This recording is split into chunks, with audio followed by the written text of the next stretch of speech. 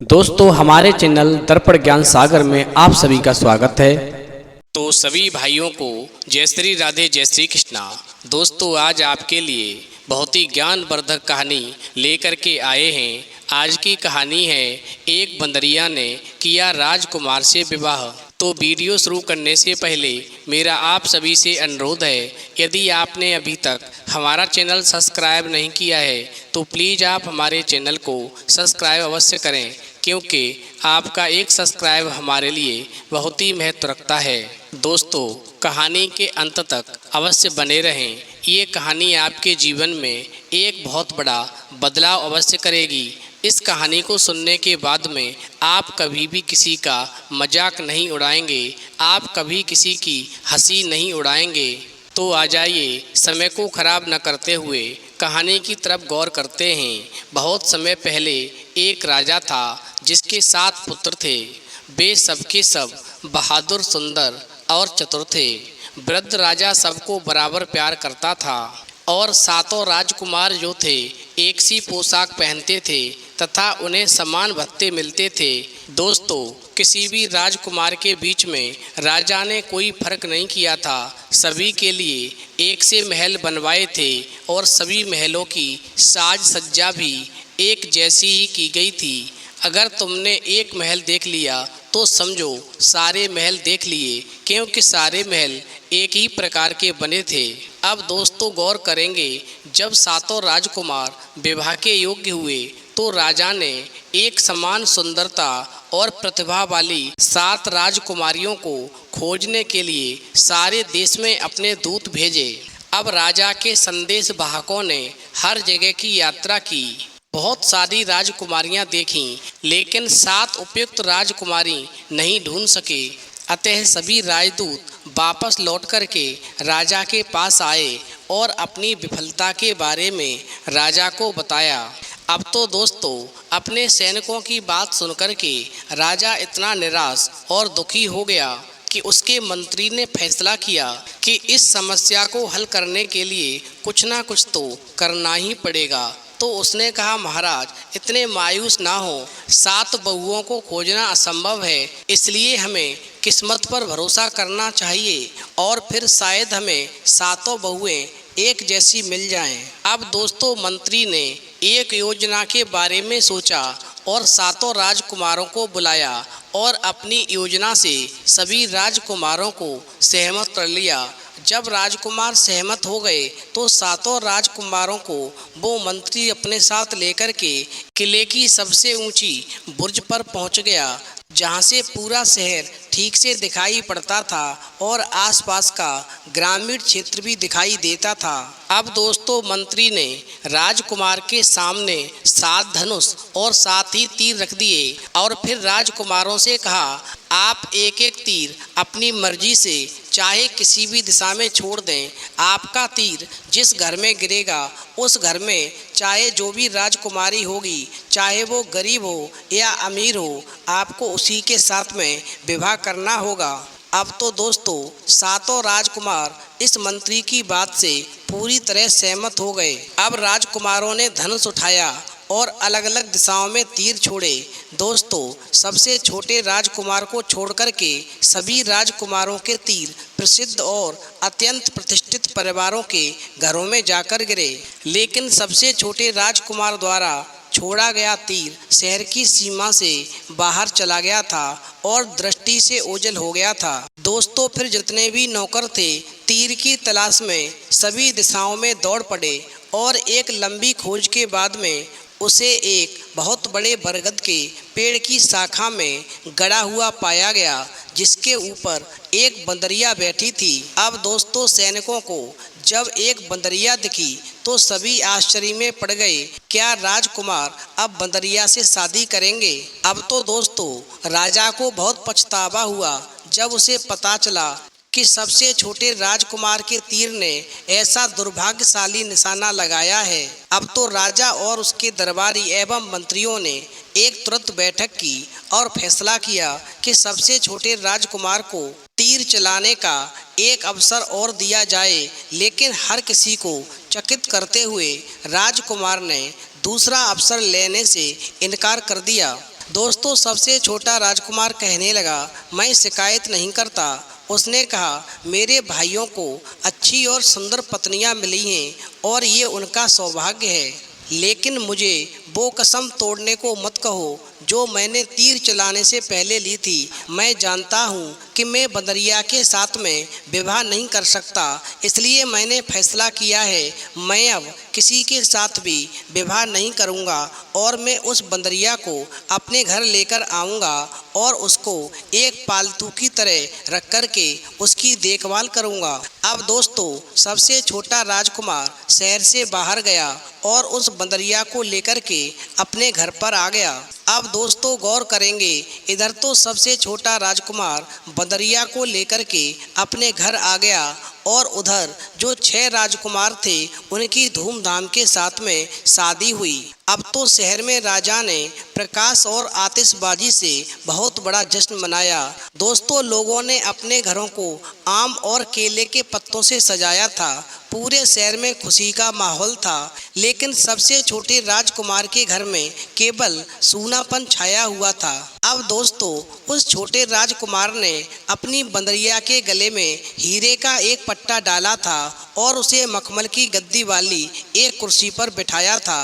दोस्तों राजकुमार ने कहा, ए बंदरिया, आज इस खुशी के दिन तुम भी उतनी ही अकेली हो जितना मैं हूँ, लेकिन मैं यहाँ तुम्हारे ठहराव को खुशियों से भर दूंगा।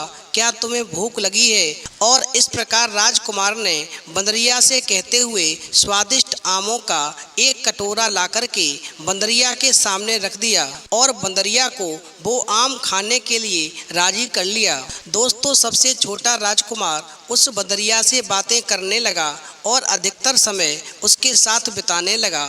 कुछ लोगों ने उस छोटे राजकुमार को मूर्ख समझा, कहा ये तो मूर्ख जिद्दी है। दोस्तों इतना ही नहीं, लोग उसका मजाक उड़ाने लगे और कहने लगे ये तो मूर्ख होने के साथ साथ पूरी तरह पागल है। अब दोस्तों राजा ने अपने मंत्रियों और बेटों के साथ स्थिति पर चर्चा की और राजकुमार को फिर से होश में लाने और किसी उपयुक्त परिवार में उसका विवाह करने के लिए कोई ना कोई रास्ता निकालने का निर्णय किया। लेकिन सबसे छोटे राजकुमार ने अपने पिता और भाइयों और मित्रों की सलाह व मनोहारों को सुनने से पूरी तरह इनकार कर दिया। अब दोस्तों सबसे छोटा राजकुमार कहने लगा, मैंने तीर चलाने से पहले वचन दिया था, वो वचन मैंने पूरा किया है। मैं अपने वचन को किसी भी प्रकार से टाल नहीं सकता हूँ। मैं अपने वचन पर पूरी तरह अटल हूँ।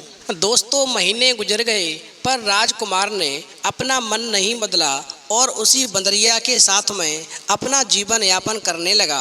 अब तो दोस्तों समय के बढ़ने के साथ साथ उस छोटे राजकुमार का बंदरिया के प्रति लगाव और अधिक बढ़ गया। अब तो छोटा राजकुमार उस बंदरिया को अपने साथ लेकर के बागों में टहलने जाता था। अब अंत में जब राजा ने देखा कि ये राजकुमार कोई बात सुनने को तैयार नहीं है और इस बंदरिया के साथ में ही जीवन बिताना चाहता है, तो अंत में राजा ने 7 राजकुमारों की एक बैठक की और कहा, मेरे बेटो, मैंने तुम्हें जीवन में खुशी खुशी व्यवस्थित होते देखा है, यहाँ तक कि तुम भी मेरे सबसे छोटे बेटे अपनी अजीब साथी यानी बंदरिया के साथ में खुश दिखाई देते हो। एक पिता की खुशी अपने बेटे और बेटियों की खुशी में होती है, इसीलिए मैं अपनी बहुओं से मिलना चाहता हूँ और उनको उपहार देना चाहता हूँ। क्या तुम 7 बेटे अपनी बहुओं से मेरी मुलाकात कराओगे? अब तो दोस्तों राजा की बात सुनकर के सबसे बड़े बेटे ने तुरंत ही अपने पिता को अपने घर भोजन पर निमंत्रित कर दिया और दूसरों ने भी निमंत्रण को दोहरा दिया। दोस्तों राजा का सभी राजकुमारों के यहाँ पर भव्य स्वागत हुआ। राजा ने अपनी वधुओं को कीमती जवाहरात एवं महंगी पोशाकें उपहार में दी। अब अंत में राजा का स्वागत करने की सबसे छोटे बेटे की बारी आई। अब सबसे छोटा राजकुमार बहुत परेशान हुआ। वो उस घर में अपने पिता को कैसे आमंत्रित कर सकता था जिसमें वो एक बंदरिया के साथ रहता था। दोस्तों वह जानता था कि उसकी बंदरिया इलाके की अनेक बड़ी बड़ी महिलाओं से अधिक सौम्य और प्रिय है, और वो इस बात पर दृढ़ था कि वो उसको छुपाएगा नहीं, जैसे वह कोई शर्मिंदा होने वाली चीज हो। अब तो दोस्तों छोटे राजकुमार ने बाग में टहलते हुए उस बंदरिया से कहा, मुझे अब क्या करना चाहिए मेरी दोस्त? काश परेशानी की घड़ी में मुझे आराम राहत देने के लिए तुम्हारे पास जुबान होती, तुम मेरी बात को समझती। मेरे सभी भाइयों ने मेरे पिता को अपने घर और अपनी पत्नियां दिखाई हैं। मैं जब तुम्हें उनके सामने प्रस्तुत करूंगा तो सब मेरा मजाक उड़ाएंगे। अब दोस्तों गौर करेंगे, जब छोटे राजकुमार बंदरिया से इतना कह रहे थे तो बंदरिया श्रोता बन के सुन रही थी। लेकिन जब राजकुमार ने देखा कि मेरी बंदरिया अपने पंजों से मेरे पैरों पर कोई संकेत कर रही है, तो राजकुमार ने नीचे झुक कर के देखा, और क्या देखता है कि बंदरिया के हाथ में मिट्टी के बर्तन का एक टुकड़ा था और वो उससे लेने के लिए कह रही थी। दोस्तों राजकुमार ने उससे वो टूटा हुआ टुकड़ा ले लिया और उस टूटे हुए टुकड़े पर एक सुंदर लेख लिखा हुआ था, चिंता न करो राजकुमार, उस स्थान पर जाओ जहाँ से तुम मुझे लेकर के आए थे, और मिट्टी के बर्तन के इस टुकड़े को बरगद के पेड़ के खोखले तने में फेंक देना और किसी जवाब की प्रतीक्षा करना। अब दोस्तों बंदरिया के इशारे को देख कर के राजकुमार पहले तो झिझका, कहीं मैं मुसीबत में पड़ने वाला तो नहीं हूँ। फिर उसने सोचा अपनी बंदरिया की बात माननी चाहिए, और इस प्रकार वो छोटा राजकुमार मिट्टी के बर्तन का टूटा हुआ टुकड़ा लेकर के शहर के बाहर गया और उसी बरगद के पेड़ के पास पहुँच गया जहाँ से वो बंदरिया लेकर आया था। दोस्तों वो एक बहुत पुराना, सैकड़ों साल पुराना बरगद का पेड़ था। उसकी शाखाएं और जड़ें विस्तृत गोल घेरे में फैली हुई थीं और उसके पत्ते छोटे छोटे कुंज का निर्माण कर रहे थे। उसका तना हालांकि अंदर खोखला था, लेकिन बहुत बड़ा और मोटा था। दोस्तों उसके पास जाकर के राजकुमार ने बंदरिया के द्वारा दिया हुआ वो मिट्टी के बर्तन का टुकड़ा पेड़ के खोखले तने में फेंक दिया, और यह देखने के लिए वो इंतजार करने लगा कि इस टुकड़े से आखिर क्या होता है। अब दोस्तों इस प्रकार छोटे राजकुमार को ज़्यादा देर तक इंतजार नहीं करना पड़ा। कुछ ही पलों के बाद में हरे रंग की पोशाक पहने एक सुंदर लड़की तने से निकलकर बाहर आई और राजकुमार से अपने पीछे आने के लिए कहने लगी, क्योंकि हमारी राजकुमारी परियों की रानी आपसे व्यक्तिगत रूप से मिलना चाहती हैं। अब तो दोस्तों राजकुमार जो था पेड़ पर चढ़ा और खोखले तने में प्रवेश कर गया, और थोड़ी देर अंधेरे में टटोलकर चलने के बाद में अचानक वो छोटा राजकुमार आंखें चौंधिया देने वाले एक आश्चर्यजनक बाग में पहुंचा, जिसके अंत में एक आकर्षक महल खड़ा हुआ था। ऊंचे ऊंचे सूरजमुखी के फूलों से बाग की सीमा बनी हुई थी। फूलों के बीच में एक मधुर सुगंध वाली जलधारा बह रही थी, और जलधारा के तले में कंकरों की जगह पर मणिक हीरे व नीलम थे। लेकिन जिस कमरे में राजकुमार को ले जाया गया था, उस कमरे का वैभव परियों की उस राजकुमारी के अतुल्य सौंदर्य के आगे फीका पड़ गया था, जो उस छोटे राजकुमार के सामने खड़ी थीं। अब दोस्तों सुंदर राजकुमारी राजकुमार से कहती है, आपका संदेश मैं जानती हूँ। उसने कहा, चिंतित न हो, लेकिन घर जाएं और कल शाम को अपने पिता महाराज तथा अन्य शाही मेहमानों के स्वागत की तैयारी करें। मेरे सेवक सब कुछ संभाल लेंगे। अब दोस्तों अगली सुबह जब राजकुमार अपने महल में जागा तो एक अद्भुत नज़ारा उसकी आंखों के सामने था। उसका महल जैसे एक नए जीवन से भर गया था। अब दोस्तों जैसे ही राजकुमार अपने महल को निहारता है तो चारों तरफ संगीत की धुन सुनाई पड़ती हैं। दोस्तों सबसे छोटा राजकुमार अपने महल को निहार ही रहा था, तब तक एक सेवक दौड़ता हुआ आया और घोषणा की कि राजा अपने दरबारियों के साथ में पधार रहे हैं।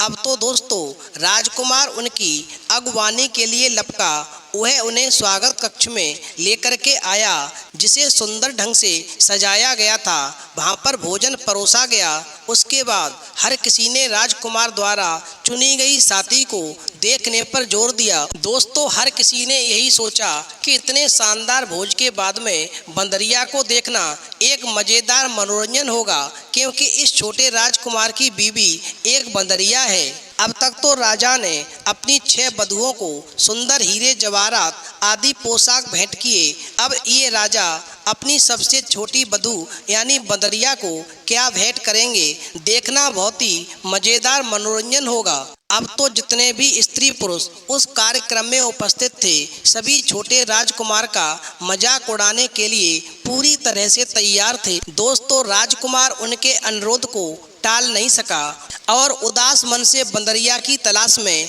अपने घर में गया। दोस्तों, छोटे राजकुमार को अपनी बंदरिया बहू को अपने पिताजी के सामने ले जाने से उस उपहास से डर लग रहा था जिसका उसे सामना करना था। अब तो दोस्तों, राजकुमार ने अपने कमरे का जैसे ही दरवाजा खोला तो क्या देखता है कि कमरे के बीचों बीच सिंहासन पर वही राजकुमारी बैठी थी जिससे राजकुमार बरगद के पेड़ के अंदर मिला था। क्योंकि दोस्तों, जब राजकुमार बरगद के पेड़ के अंदर उस राजकुमारी से मिला था तो राजकुमारी ने कहा था, तुम अपने पिताजी को निमंत्रण दो और अपने घर पर उनको सुंदर सा भोजन खिलाओ और फिर अपनी बहू को दिखाओ, क्योंकि तुम्हारे पिताजी तुम्हारी बहू को देखना चाहते हैं। वो तुम्हारे 6 भाइयों की बहुओं को देख चुके हैं। तुम्हें चिंता करने की कोई आवश्यकता नहीं है, मेरे सेवक सब कुछ संभाल लेंगे। और दोस्तों, वैसा ही हुआ। उस बरगद वाली राजकुमारी ने अपनी जादुई शक्ति से उस छोटे राजकुमार की सारी व्यवस्थाएं बहुत ही सुंदर बना दी। अब दोस्तों, वही राजकुमारी उस राजकुमार को कमरे के अंदर मिलती है तो कहती है, हाँ आइए राजकुमार, पहली बार अपने महल में देखा था, तब से मैं आपके सिवाय कुछ भी नहीं सोच सकी हूँ। मैंने बदरिया को दूर भेज दिया है और आपको अपना हाथ आपके हाथ में देने के लिए आई हूँ। अब दोस्तों, जब छोटे राजकुमार ने सुना कि उसकी पालतू बंदरिया वहाँ से चली गई है तो उसके आंसू फूट पड़े और उसने गुस्से में कहा, ये तुमने क्या कर दिया है? तुम्हारी सुंदरता मेरी मित्र की छत पूर्ति नहीं कर पाएगी, क्योंकि मैं अपनी बंदरिया से बहुत प्यार करता हूँ। तुम्हारी सुंदरता उसके सामने हमेशा फीकी रहेगी। दोस्तों, तब राजकुमारी ने मुस्कराते हुए कहा, अगर मेरा सौंदर्य आपको प्रभावित नहीं करता है तो मेरे आभार के कारण मेरा हाथ थाम लीजिए। देखिए, मैंने आपके पिताजी और भाइयों के लिए इस दावत को तैयार करने में कितना परिश्रम किया है। मुझे आप अपनी पत्नी स्वीकार कर लीजिए। दुनिया की सारी दौलत और खुशियाँ आपके कदमों में होंगी। अब तो दोस्तों, छोटा राजकुमार उस राजकुमारी पर और अधिक क्रोधित हुआ और कहने लगा, तुमने सब ये क्यों किया? मुझे कुछ नहीं मालूम। यदि तुम मेरी बंदरिया वापस लेकर के आओगी तो मैं हमेशा के लिए तुम्हारा दास बन जाऊंगा। अब तो दोस्तों, फिर राजकुमारी ने सिंहासन छोड़ दिया और राजकुमार का हाथ पकड़कर बड़े प्रेम और सम्मान के साथ उससे बोली, आप मुझे अपनी मित्र और साथी को देखिए। मैंने आपके विश्वास और निष्ठा की परीक्षा के लिए ही अपना रूप बंदरिया का रखा हुआ था। देखिए, मेरी बंदरिया की खाल उस कोने में पड़ी है। मैं ही वो बंदरिया थी जो अब तुम्हारे सामने एक राजकुमारी के रूप में बदल गई हूँ। अब तो दोस्तों, राजकुमार ने देखा कि वास्तव में कमरे के एक कोने में बंदरिया की खाल पड़ी हुई है। ये वो ही मेरी बंदरिया है जो अब एक सुंदर राजकुमारी बन गई है। अब तो दोस्तों, छोटा राजकुमार और राजकुमारी दोनों सिंहासन पर बैठे और जब राजकुमारी ने कहा, उठो उठो उठो, तभी सिंहासन हवा में ऊपर उठा और तैरता हुआ उस हॉल में पहुंचा जहां अतिथि एकत्र हुए थे। दोस्तों, राजकुमार ने राजकुमारी को अपने पिता के सामने प्रस्तुत किया। इधर तो पिता के सामने सुंदर राजकुमारी प्रस्तुत हुई और उधर मजाक उड़ाने वाले जो तैयार खड़े हुए थे वो तो सभी आश्चर्य में पड़ गए। आखिरकार ये हुआ तो हुआ क्या? इतनी सुंदर राजकुमारी तो आज तक किसी भी राजकुमार को नहीं मिली, लेकिन सबसे छोटे राजकुमार की बहू बंदरिया नहीं, ये तो सबसे सुंदर राजकुमारी है। अब दोस्तों, इस प्रकार राजा ने अपनी नई पुत्र वधू को अनेक उपहार दिए और इस प्रकार जल्दी ही पूरे इलाके में लोग राजकुमार और उसकी सुंदर रानी की प्रशंसा करने लगे।